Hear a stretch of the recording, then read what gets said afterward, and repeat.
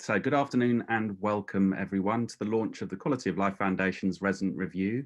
This is a new way of surveying residents about what they think and feel about where they live, which we hope will give the industry, local authorities and the communities they serve more reliable evidence about whether a place is good for residents long term. And I'm the director of the Quality of Life Foundation. With me today are Becca Britton, Regional Director of Communications, Communities and Partnerships at Urban and Civic, Alex Willey, Director of Strategic Asset Management at Clarion Housing Group, and Nicholas Boys-Smith, who's the Founding Director of Create Streets and Chair for the Office of the Office for Place. Before we begin and start to talk to our Sally, who has been instrumental in delivering the resident review service, to explain what it is and hopefully give you some context for this afternoon. We'll then turn to our panelists to answer some questions and open the floor to questions from the audience. And for those who are interested in finding out more, there's a report which you can download and read from our website, which is qolf.org, colf.org.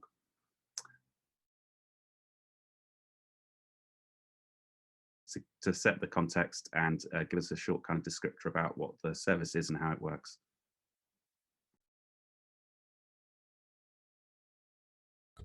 Hi, hey, can you all hear me? Yeah, apologies. I was waiting for the room I'm in to be cleared out, so I had a bit of a scramble. But anyway, thanks for the introduction, Matt. I will keep this relatively quick and light. So yeah, as Matt said, I'm just going to give you a quick introduction of the resident review service that we're launching and how we've kind of come about and the work that we're doing and what we're hoping to do with that. So first things first, resident review is our post-occupancy evaluation survey. It is a tool for us to put some of that accountability back on the house builders, but also give the consumers, the customers, people who move into those houses and the people who buy those houses the opportunity to feedback into kind of the development process. And it's come out of our framework, the Quality of Life framework. It is how, and actually the framework is how we then take the results from the survey work that we do and put that into sort of an analysis instead of feedback. But I'm going to go back a little bit more and talk a little bit about the methods that we use. So we try to use a mixture of hybrid, both digital and physical engagement methods to speak to residents within the area and try to get a better sense of what makes the space work for them, what isn't working for them so well, and how, what they would like to see happen in the area, and also what they feel empowered by, and all these other elements. And that goes through the 6 themes, which I'm going to ramble through really quickly. First is control, so it's how much influence residents feel like they have over their area, as well as looking at how much how they feel like they are embedded in the community as part of the long term. It's more about agency. But also about sort of a sense of permanence, which is one of the sub-themes. The second theme is health, which looks at how the environment, both their home and the neighborhood, has an impact on their well-being, health and well-being. We use a variety of means to try to measure that, but we also use the 4 measures of health and well-being that are currently being used by DLUC, which is part of our wider approach to sort of benchmark some of our questions and our findings on these results with national survey data, both sort of ONS data and other sort of research data that's really useful for us to be able to say, this place performs X out of Y on that scale. The third is nature, which looks at how people feel like, how much engagement people feel like they have with the green spaces around them and how diverse those green spaces are. Fourth is a sense of wonder, which looks at how people sort of engage with the world around them, a sense of playfulness. And as well as that, things like food and beverage offers, F&B, recreation, that kind of thing. Fifth is movement, which kind of speaks for itself. It's about how people get around the area, and we try to also measure if there's an over-reliance on certain forms of transport in some areas, or if there's a shortage of provision for other forms of transport in certain areas. And then finally, we have the 6th theme, which is community, which looks at the general sense of community, how embedded people feel like they are in the community, and how much influence, as well as their access to local shared communities, such as community centers or things like that. So with these 6 frameworks, we run this survey between 10 to 12 weeks, and like I said, it's a mixed approach. So we run this on a commonplace platform, which is a digital engagement platform, which allows us to capture an abundance of data through different sort of mediums, which allows us to use images, videos, but we also run face-to-face engagement events. And that means we actually are on the ground speaking to residents and speaking to local people, but whether that is at pop-up events or as sort of like organized workshops. And this is something that we kind of do reactively based on the context, based on what communities use, which communities use which facilities. That was needlessly complicated as a sentence. But yeah, we try to make the best of every situation that we have as well. So the service that we're launching has kind of been developing over the course of the last couple of years, as I said, as a result of the framework, but we've also been running these 3 pilots, which we talk about in the report that we're publishing. And these 3 pilots, those 4 pilots, which we ran across a range of sites in different contexts, both from rural to sort of urban developments. And we with each site, we kind of spoke to a group of people, and we used that as a way to develop how we speak to people and how our methodologies are defined. And so that's been part of one of the key parts of our approach as a sort of an organization, is that we're always looking to improve how we can both speak to communities, but also analyze it and give feedback to developers as well. I think I'm going to leave it there, and I'm happy to take any questions if there are any, or if there's provision for that, but I will hand over to Matt, but I hope that you find the contents of the report really engaging, and I look forward to the conversation that goes on today. Thank you, Hani, for that overview. So I thought we could just start today with a little introduction from each of our panelists and their understanding about what post-occupancy evaluation is to them, their experience, and start please with Becca and turn to you. Yes, I mean, I think we started talking to the Quality of Life Foundation on the basis of a couple of things, really. We were very conscious that there are a number of surveys that talk specifically about housing, people's experience of buying new houses, the satisfaction with the house, but looking at more broader aspects of place is slightly more difficult to get that analysis. And we have lots of conversations with residents moving into our new communities and also through planning consultations, but trying to have a more considered analytical set of data around how people are finding living in a place has been something we've been looking at for a while. And we mirrored that then with a process about our sustainability framework, where we were looking at a metric that explored and tracked people's health and well-being and how we could support the wider healthy community, sustainable communities agenda, looking at all of the Healthy New Towns work, all of the work that's gone into that. So the quality of life has sort of been a really interesting experience for us of trying to look at that health and wellbeing agenda for us, but also then looking at this point about having regular opportunities and dialogue to check in with people, and from that to learn how the design work has been so far, but also to pick up, as Hani just highlighted, all those different things that go to make up what it's like to live in a place, whether that's your house, the school, the parks, the area, the connections, and all those things that make up a community. So we found this a really interesting process and a journey that we're still going on. Fantastic, thanks, Becca. Now, Alex, can you tell us what your experience to date has been at Clarion? Yeah, hi everybody. I agree with everything that Becca's just said, actually, and particularly the point around place, I think, and in our context, neighbourhood. I think generally post-occupancy is kind of often associated with new developments, new communities, and in a traditional sense. But I'm mostly going to be talking about today our experience with existing communities and where we're investing in our existing neighbourhoods and homes, and working with residents after that, or even during, because I think it's also often related, in our experience, it's been related to individual projects or programs that might have specified or would, specifically benefit from that more building focused rather than place focused post-occupancy evaluation. So regeneration projects or large scale retrofit projects, for example. And actually housing associations, I think, and we're no different in this sense, often do a lot of post-occupancy evaluation indirectly. So because we become those people who maintain and manage those homes, we will hear about some of those wider place or social issues through other channels and other mechanisms. So where we've sort of reached now, though, in our thinking, and where we started also working with Quality of Life Foundation, is that we really want to develop much more an arc of engagement and evaluation throughout processes in places and neighbourhoods. So it's not just focused on the post, it's the pre, it's the during, and it's the post and ongoing. And to do that, and to enable us to be more proactive, as I say, normally it's easier, I think, for housing associations to take on this evaluation indirectly, but in order for us to be more proactive and systematic about how we do it, we're developing a neighbourhoods toolkit.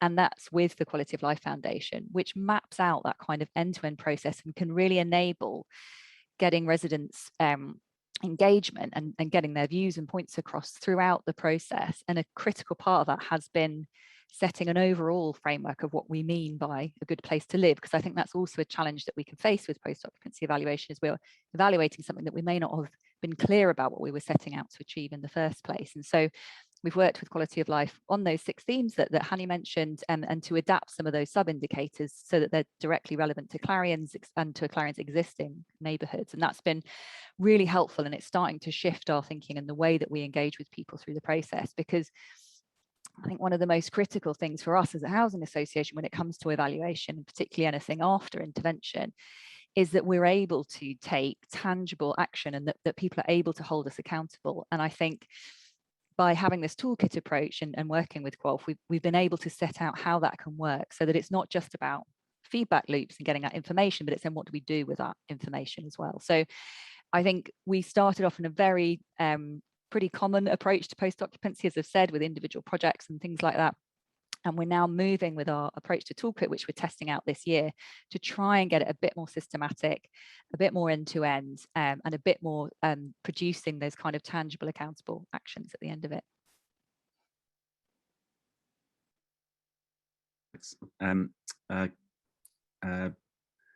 Listeners may have noticed that both Becca and Alex are working with us, so we thought it would be good to get a slightly more independent view of post-occupancy evaluation and surveying, and what makes a good place to live. So Nicholas, can you tell us please your experiences or thoughts, or your understanding of post-occupancy evaluation and what it means to you?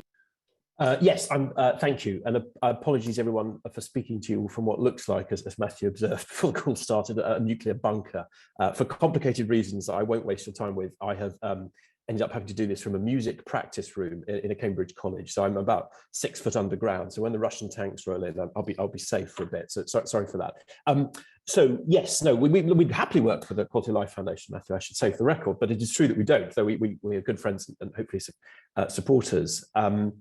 Yeah, look, we create streets are a social enterprise with an associated charity, so we're not developers or landowners. Therefore, if you like, the short answer to your question, but Matthew, I will give you a longer one, is that we don't do post-occupancy evaluation because we don't have any occupants to evaluate. So we come at it slightly differently. We do lots of primary and secondary research, either looking at academic or sub-academic data or doing our own, above all into places rather than buildings. I wouldn't claim to be an expert of many of the factors that make for a good home.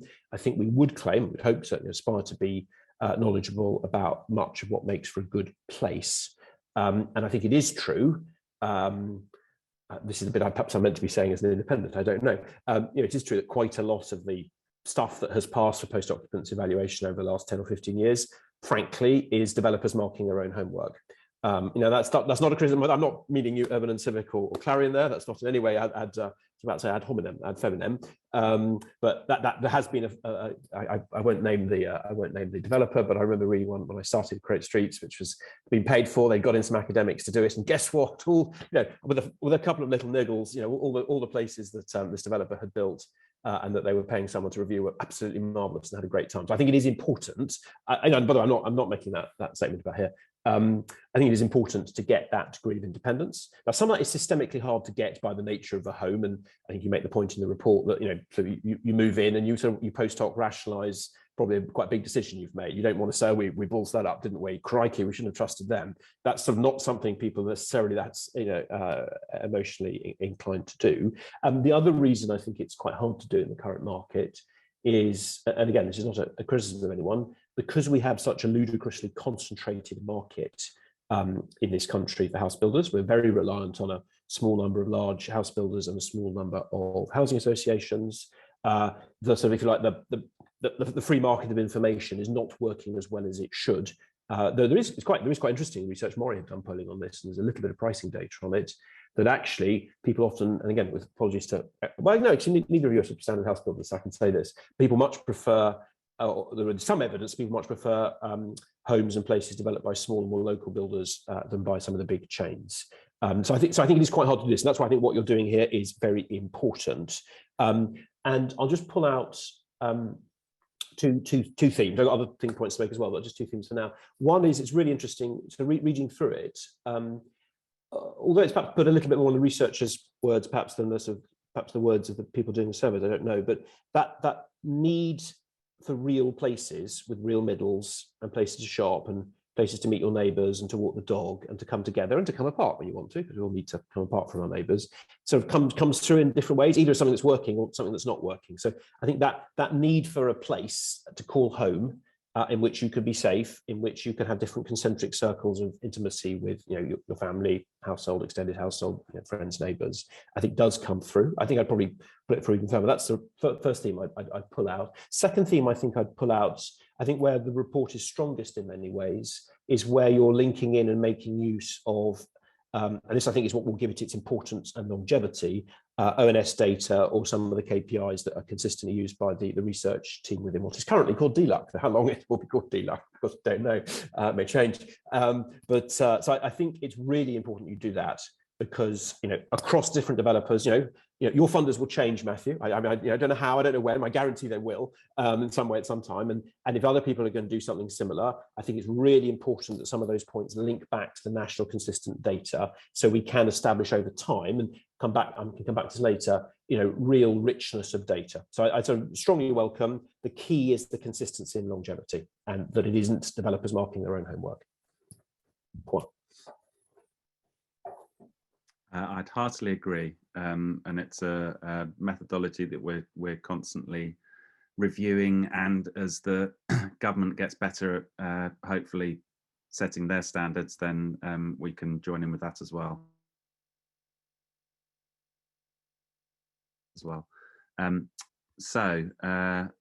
Becca, going back to you, is resident review, is post-occupancy evaluation for urban and civic primarily about learning for new phases of development, so informing the future of your portfolio, or is it about community building? Because I know it's something that's been concerning, both aspects have been concerning you. For us, it's both. Absolutely both of those things. Just as a bit of context, I guess, for those who don't know, we're essentially master developers with 3 strategic sites that we use for this pilot with Quality of Life Foundation, which are all kind of halfway through their first phase, probably. So for us, what was really interesting was just going through, and I agree absolutely with Nicholas's point about it being a neutral party. We're very we've done our own little focus group points, but the analysis that was in here was really useful from that. The insights that we've got from it, some quite incidental, the comments that people have made, and the richness of data that came through that has been really fantastic for just helping us to get to know all of our residents, as opposed to just the ones who we talk to most frequently, because you tend to have the active citizens who are involved in everything, and those who are a little bit quieter, but certainly filled in the surveys. There's some key points that will come out of that from that will then become action plans that are generally a response to those points, and that will then help ongoing engagement with those communities. So that becomes part of our community development strategy. And then there are absolutely some design principles and points that came out of it, and some of those have been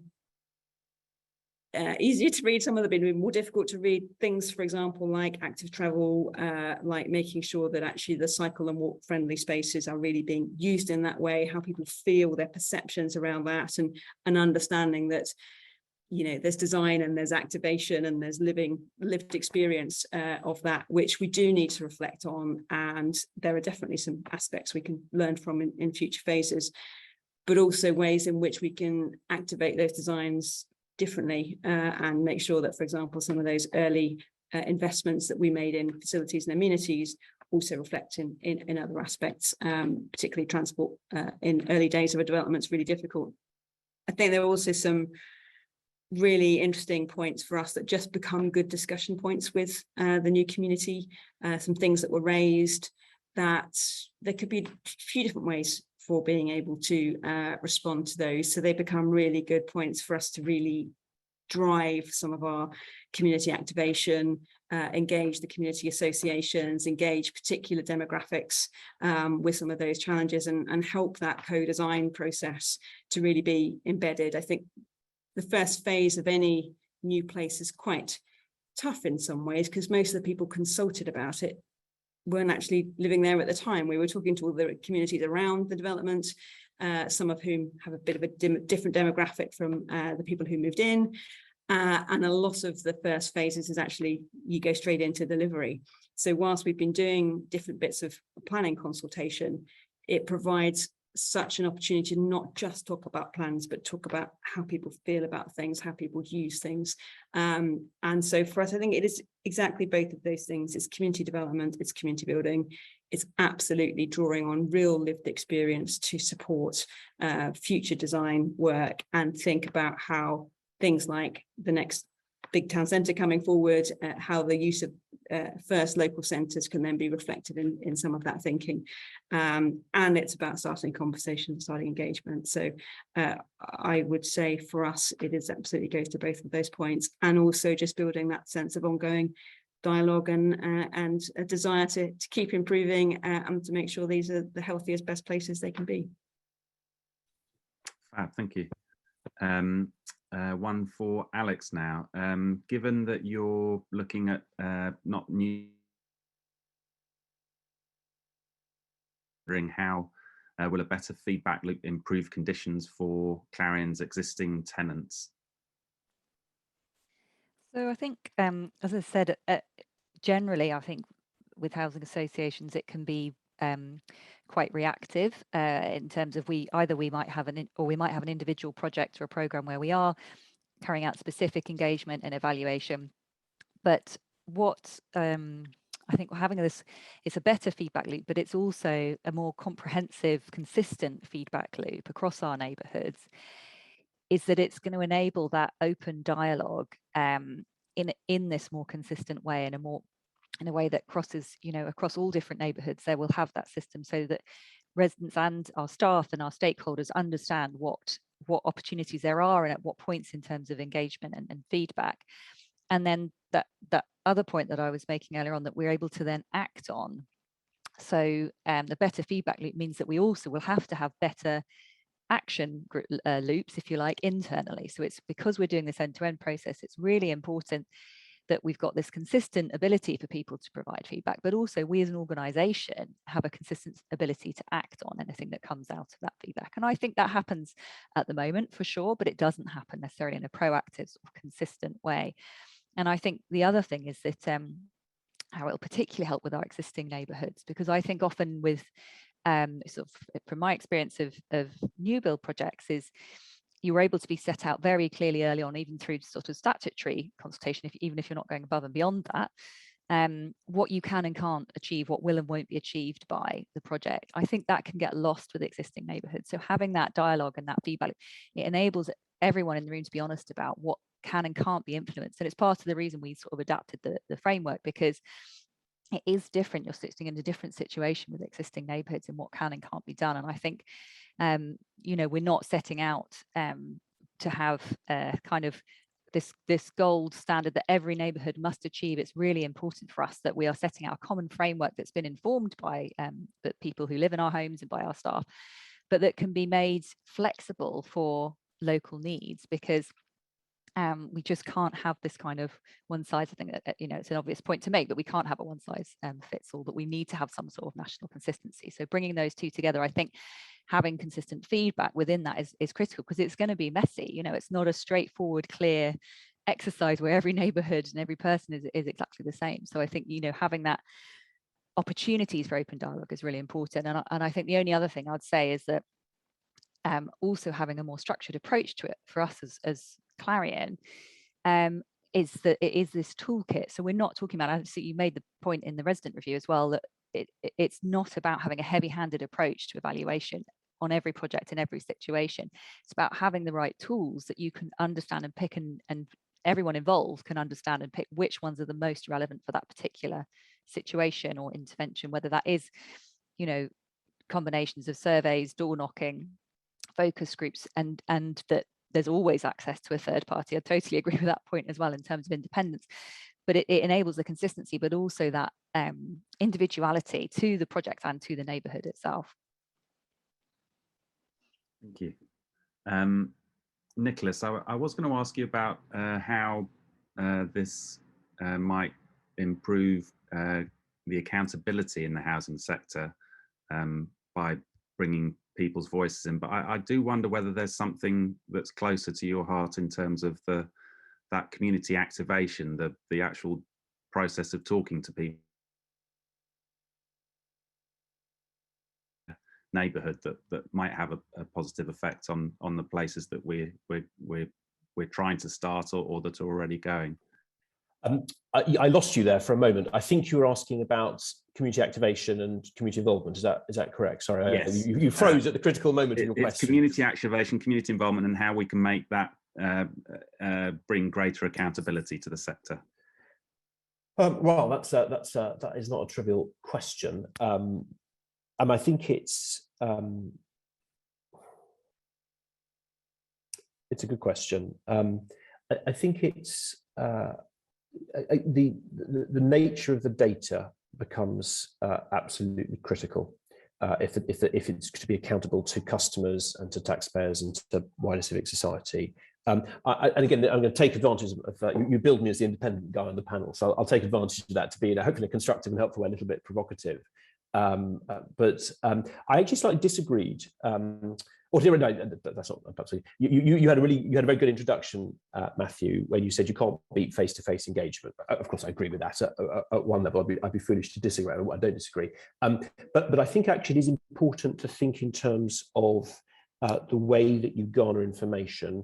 And the way we use it is, the way we talk about it is engage wide, engage deep. We often say engage early as well. And you clearly did do this here, but obviously certainly initially with some limited success. I think it's find the ways in which you can do surveys or crowdsource data, via these things, getting easier and easier, and accept that the nature and the quality of information you're going to get in an online survey for that wider group is going to be different and much thinner. It could be wider, but there'll be less of it. So I sensed reading this, and again, apologies if I'm being unfair, I may well be being very unfair, that there's more to go in terms of thinking, how do you get literally thousands of data points, even if they're quite limited number of points you're getting per person. And I think that would be incredibly enriching and strengthening to the ability to empower communities and neighbourhoods and sort of wider civic society to understand how good different places are. I think if I may, the other thing we've got to ultimately break down, I'll say it, the near cartel of big developers that we have, and that ultimately, there's a brilliant document which I highly recommend anyone listening to read if you haven't already, which is the National Model Design Code, which the team at Urbed, who also worked on the framework here, worked on last year. Are there specific responses to specific patterns as expressed in different places? It might be a tree-lined street, it might be a village green, it might be the way in which a house meets the public or the private space, that you can make more consistent in your survey from place to place. You can then link into national information or to the National Model Design Code. So it's easier for people to make a comparison, because it'd be quite hard, I think, coming at this cold to say, this development actually physically did this better than that one. So I think it stays a little too abstract. And again, that's not really critical. So that sounds critical. I don't mean it in that tone at all. And I think that comes to perhaps maybe this is a comment on the framework. Maybe it's a comment on the research. I'm not sure. But to really, I think, empower the consumer, the neighbour, the resident. I think you need to think about the scale of the elements you're talking about. So when Create Streets are doing work on, we do quite a lot of master planning and research on places, not post-occupancy research. We tend to think of the child's eye view, the adult's eye view and the bird's eye view. And we're very, very careful to make a distinction between inputs, which might be physical, they might be process, and outputs.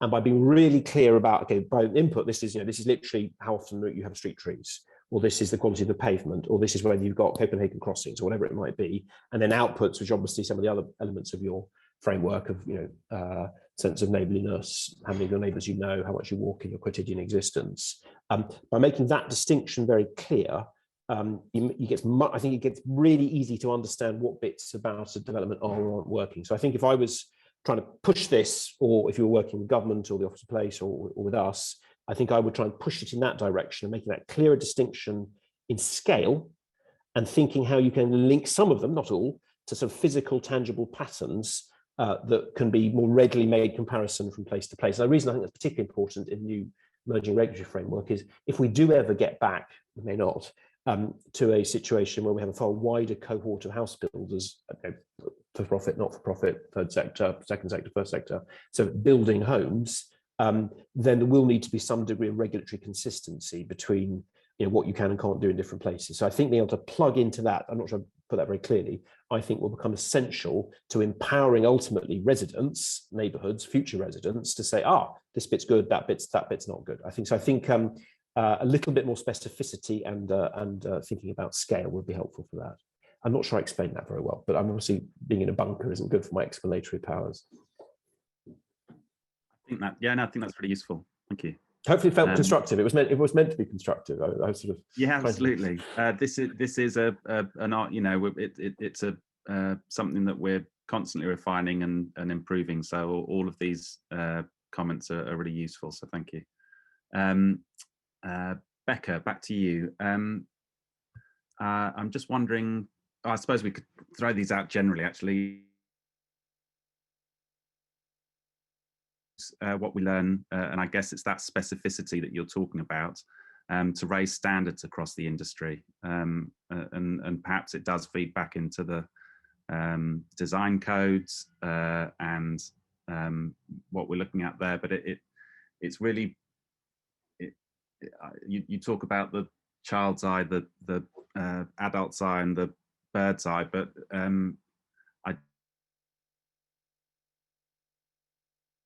codes that they can become separated from people's what people actually think and feel about where they are, and there is sometimes a tendency to think about massing and elements that gets a bit separated from people's health or people's well-being, and I know that that's one of the criticisms that have come about for the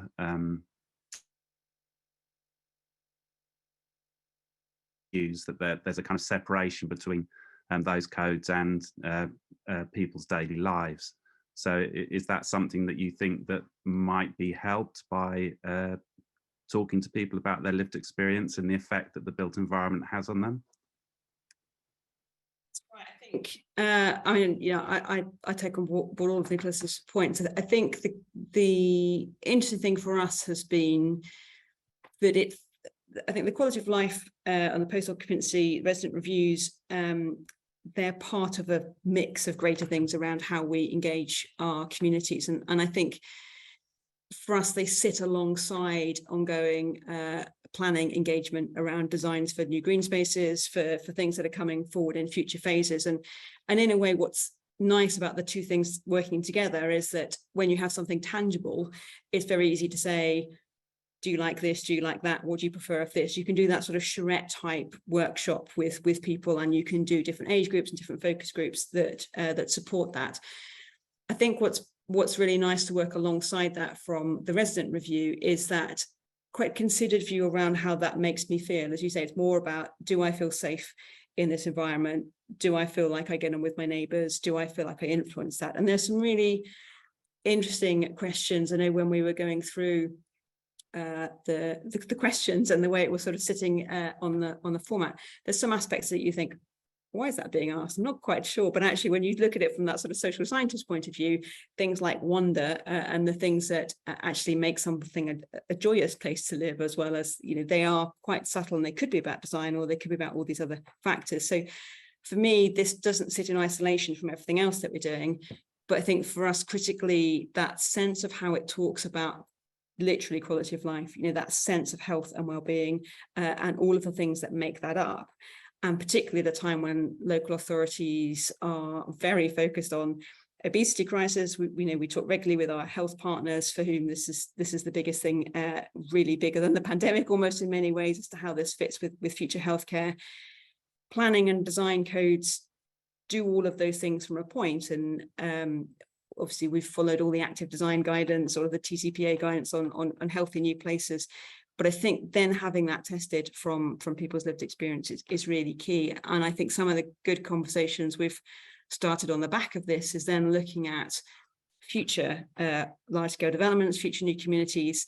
How do you use the different planning mechanisms, whether it's design, whether it's health impact assessments, which, what does that look like, or a proactive health and wellbeing strategy, the mechanisms that you use both from a spatial perspective, but also then from community development, from community activation, and also from timing and phasing. One of the things that came through from the residents' reviews has been very much that sense of, if people know something is coming, or they understand how it fits into the delivery plan, a bit like Alex said, that there's a greater understanding of the fact that I know where I am now, and I know what I'm buying into, I know what's coming next. I think that ongoing dialogue and the ongoing engagement that's part of that goes beyond design and delivery. It's far more about a place becoming a real place, rather than just the design and layout. So I think for us, it's about the richness of all of those things working together, and making sure that something doesn't just work on paper, but actually it works in the everyday experience of that. And if it doesn't, because people's culture has changed, obviously we've been through pandemic, people's use of green space when they were working from home across all of our sites was a huge change in the way people behaved and the services and amenities they wanted to access. And anything we design and anything that we're involved in has got to be able to flex for that and look ahead to 50 years, 100 years, 200 years, that it's still going to work and be a meaningful place for future communities as well. So I'm probably doing a bit of a waffle there, sorry, but I think I've got a question. That for me is the key point. I've got a question for you, Becca, or maybe it's for Matthew, maybe it's for Alex. But one thing I was quite surprised reading the survey was, although it was sort of implicitly there in comments about active travel, I mean, certainly when we work with groups of residents or future residents, or looking at things, or work with councillors, one of the themes that comes up most consistently, and you're all going to sigh, I'm afraid, when I say this, is parking, and actually desire for more parking and a worry there won't be enough. Now, I sort of implicitly saw that come up in places here, but maybe you've just done it perfectly and it wasn't a concern. But I was quite surprised that didn't come up more, either in that it was having sufficient parking was having a negative active consequence on place quality, or that insufficient was leading to complaints because outside London there probably isn't enough public transport, as a reasonable statement of fact. So I was quite surprised that didn't come up more, as either positively or negatively in different ways. Is that a fair question, or have I missed a subtlety? I probably have. Great design, great layout. Well, it's interesting. I mean, I think parking, it comes up in points and in places within that. I think it's also, though, one of the reasons that we're pivoting quite a lot from the residents' reviews into conversations with our residents, is because some of these things are genuinely quite tricky. If you provide more parking, more people will use cars. We're trying to get people out of cars. So there's always that balance and sort of education and culture piece, which it's important to have dialogue. And so I think we feel like we got the balance about right on that.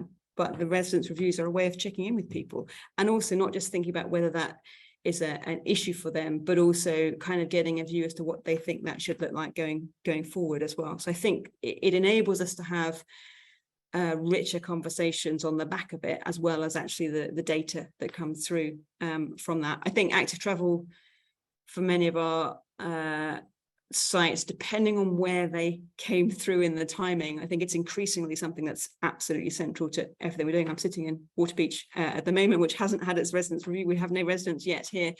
but we've got our cycle connections off-site going in place before residents start, so they're there from the beginning. We haven't been able to do that at all during phase one, same with some of the other developments that were surveyed. So I think we're also learning structurally and strategically as we go along, working with local planning authorities as well. So it is interesting that that's an observation. I'm pleased that that was an observation that came out from your side, because that was a good answer. It's constantly a worry. That was a good answer, I think. Sorry, Matthew, you're chairing, not me. Forgive me. I think there are still some issues around car dominance in some of the developments we've looked at. It's not always car parking. It's also rat runs and that sort of thing. Always room for improvement, certainly. Yeah, yeah. It is one of the actions that, although didn't come out hugely, it's one of the things that's featured in our action plans going forward as to how we look at that. A question from the audience: when residents identify would be very expensive to implement, what do you do? So how can you manage expectations? Maybe that's one for you, Alex. Yes, it's tricky, but I suppose all that we've been talking about leads to that sort of point, actually, into some solution to that, which is, and it's something we picked up on, our internal teams picked up on very, very quickly when we were mapping out the toolkit, and it's why we're trying to bring in awareness and transparency around things like budget, as well as the capability of the place, the capability of Clarion as a landlord versus potentially the local authority that might have control over bins, for example.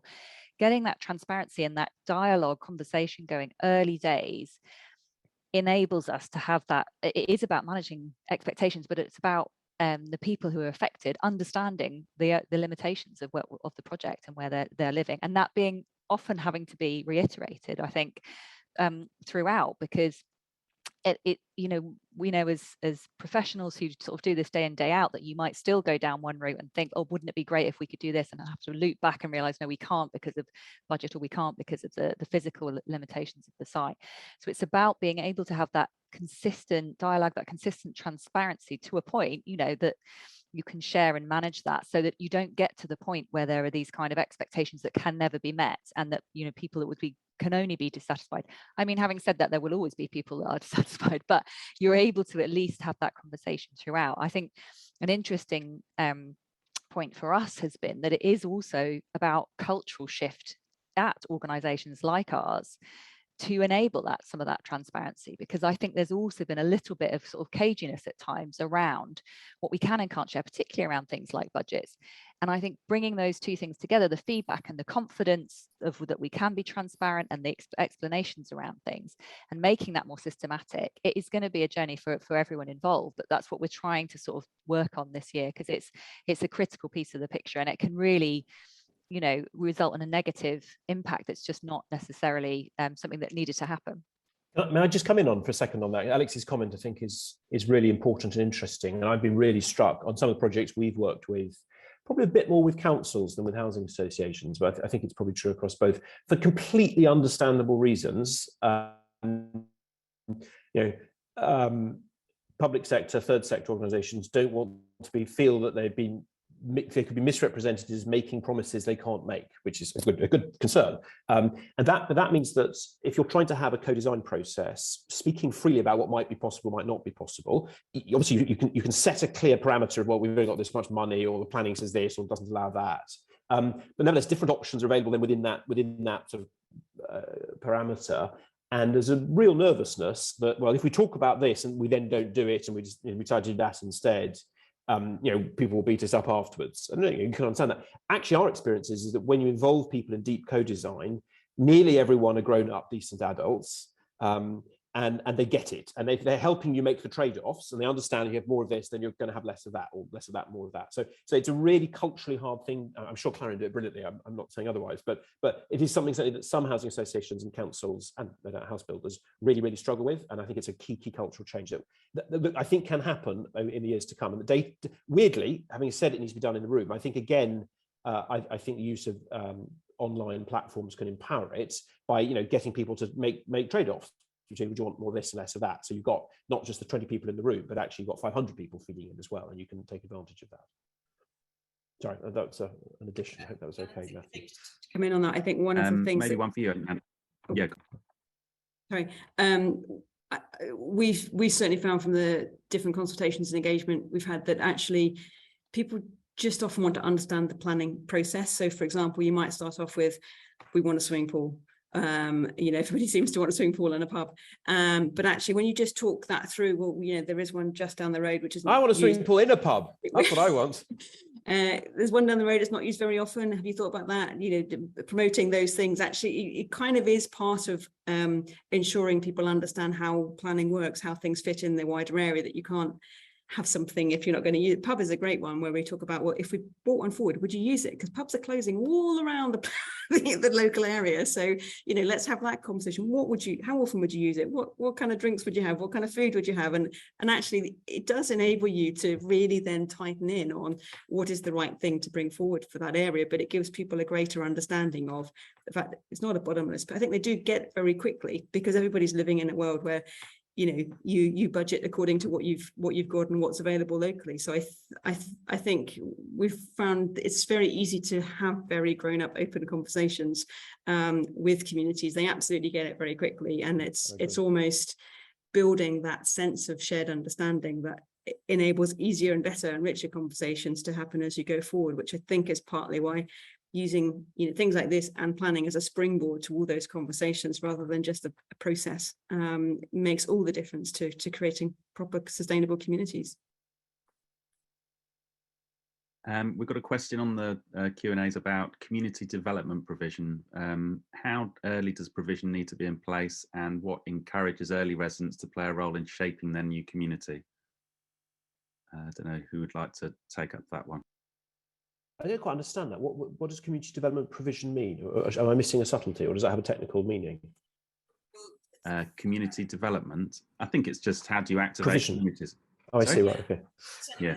Communities, many local authorities will look for a community development worker or team. We have a community development worker for each of the new communities that we're bringing forward, and part of that is to ensure that the experience of new residents is a good one, and that you're thinking about their requirements and making sure those amenities and facilities are available.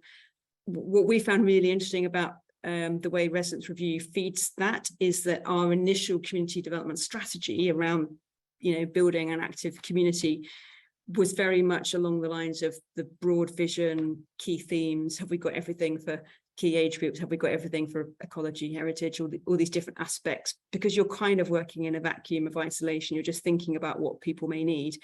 What then things like the Residents Review enables is greater insight and a greater sense of who that community is, what their core interests are. So it enables a more focused approach in some ways, and enables a better understanding of the demographic. I mean, for us, early presence of community development is really key. That's why we have communities teams in each of our new developments, and clearly working with local authorities and local charities who are part of that rich matrix of existing communities alongside the new communities is a key part for us. So for us, it's getting in early, and it's being able to adapt and flex as the new community comes in, so that they can shape it and take bits over, so that actually you're not sort of feeding that, you're enabling it, you're empowering new communities to come in. A lot of our early residents are pretty time poor as well. They're busy young families, busy professionals, and so just having that startup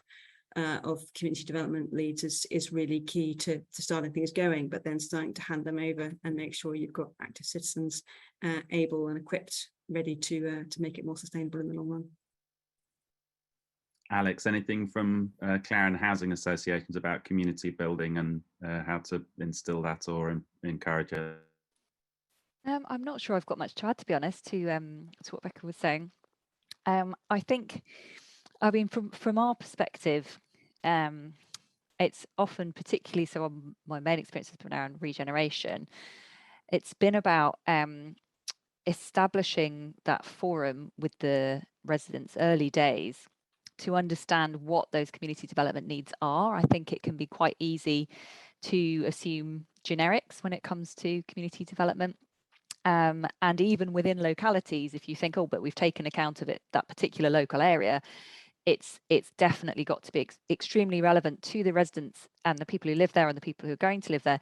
And that may shift as well. I think is the other thing, that as time goes on and as you know, developments or projects grow and develop, those needs will also continue to grow and develop. So again, it's just going back to, I sound like a broken record, but it is going back to that ongoing feedback and managing those, you know, understanding together what the opportunities are for community development. And I suppose the only other thing I'd add is for us as a landlord, that community widens to the local staff as well. So something that we've picked up on and has now become integral to our you know, planning for regen sites and some of our new build sites is, okay, what are the facilities for the local estates management teams? Because we find we've thought about everything we possibly can for the local community, but there's no respite facilities for the caretaker. So I think it's also, you know, starting at the point of what is the community, who are they now, what are they going to be? It's not just about thinking, you know, okay, just the people who are going to be living here, what are their needs going to be? It's kind of broadening that as well.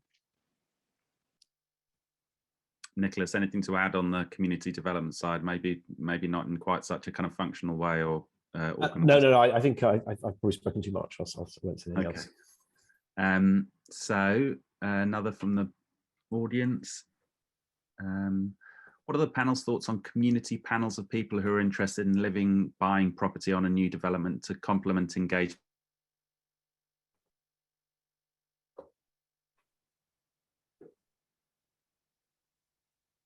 Did you get that? Community panels of people who are interested in living or buying property on a new development to complement engagement with existing communities. Yeah, it's an interesting one. I mean, it's I suppose we haven't done it as a community panel, so I'd be really interested to and happy to pick up afterwards with Louise on that, just to see how that's worked. We've certainly done it with anticipating the future demographic requirements, knowing particularly where we've got a bit of a potential mismatch between the existing communities that we're consulting and planning with the younger families may be likely to live on the development. So I know at times we've specifically gone out and targeted groups for that consultation to pick up those points. I'd be interested to know how you would select those aspects and how that worked from a kind of logistical point of view, but really interested in it as a concept, because I think just making sure that you pick up all those different voices as early as you can is really key. I suppose I just balance that slightly with Alex's point, the good point about just making sure that, because each community is different and each will have its different sort of flexes and influences, it's making sure that you don't take too generic an approach, that you do, you know, you may start with that, but then you refine it quickly based on what the community needs. Because, you know, our review this time was with Alconbury, Halton and Priors Hall Park. They have similarities between them, but they also have uniqueness to their geography, to their economy, to the biodiversity and nature landscape around them. So I think we always try and make sure that you also pick up the uniqueness of a site as it develops. One for Nicholas now. Do you think government or its agencies will make post-occupancy valuation? I lost you again there. Place hat on. I lost you again there in the key moment, but let me just. So the government will make it what, obligatory, encouraging, supporting, something like that. So would government or its agencies make surveys mandatory? So some kind of idea of what's a place actually like? What have you delivered? Because at the moment there isn't really any way of measuring that. So I don't have I have no inside track as to what government might do on that. I don't think the Office of Place will have the power to do that. You'll be delighted to hear. Look, the government can do things through statute or sub-statute. Often the best thing it does is actually by just helping create norms for behaviour and for the industry, and sort of moving it along, and not necessarily trying to do everything. So I think strong encouragement, probably above all through clarity and consistency, is the point I was making at the beginning, of data sets. I don't speak for the government. I'd imagine that's actually the most effective and useful thing they could do. I think probably was a little uncomfortable mandating that. I guess it's conceivable, particularly if, and perhaps if it's linked to government funding, and quite a lot of housing is linked to government funding, either in infrastructure spend or on support for affordable housing. So I think if it's linked to government spend, I think you can argue the case that's justifiable. So I think that would probably be the way to go down. And it comes back actually to the point on scales and movement patterns. If the government is spending some outrageous amount of money to pay for a new highway infrastructure thing, when actually it should be just putting in bike lanes and putting in tram service, which would cost less probably, you could argue they should be doing that. So I think it's an interesting one to push at, but I'd go with the flow of where government money is supporting the housing rather than just as absolute carte blanche, which I think would be a little hard to get through. I don't think the Treasury would like that.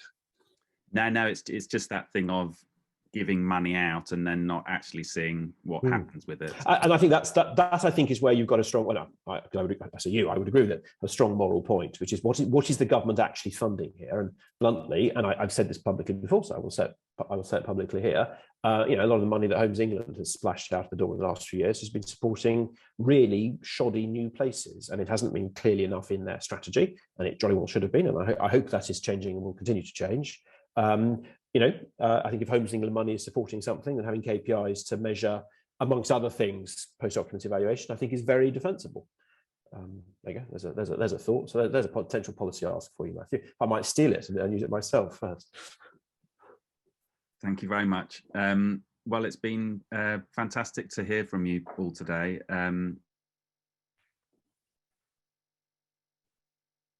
Another question from Rachel, but maybe we can take that offline, about the specifics of the project. For a while in 2000, then regional observatories were asked to provide a Building for Life score for all major residential developments as part of their information gathering from local authorities. Thanks, Mark. Actually, I'll come in there quickly if I may, because I think, and again, I've said this publicly, so nothing against Buildings for Life, but clearly, because I've seen them, you can have things that score well in Buildings for Life, but are still quite shoddy places. So I think this comes to the point of we've got to be sufficiently, again, forgive me please, Rebecca and Alex, we've got to be sufficiently tough with the house builders that it is actually meaningful if you get a good score. So I think if we're going to do this, let's do it well. And I think what you're doing here is a good step in the right direction, a very good step in the right direction. Brilliant. Well, thank you very much for that. And thank you to Alex and Becca and everyone who's turned up today. I hope everyone has found that useful. And if you'd like any more information, then do get in touch. But on such a and your input. Thank you very much, and hope to see you all soon. Thank you so much, Matthew. Thank you, everyone. Bye-bye. Thanks, everyone. Take care. Thank Bye. You. Bye.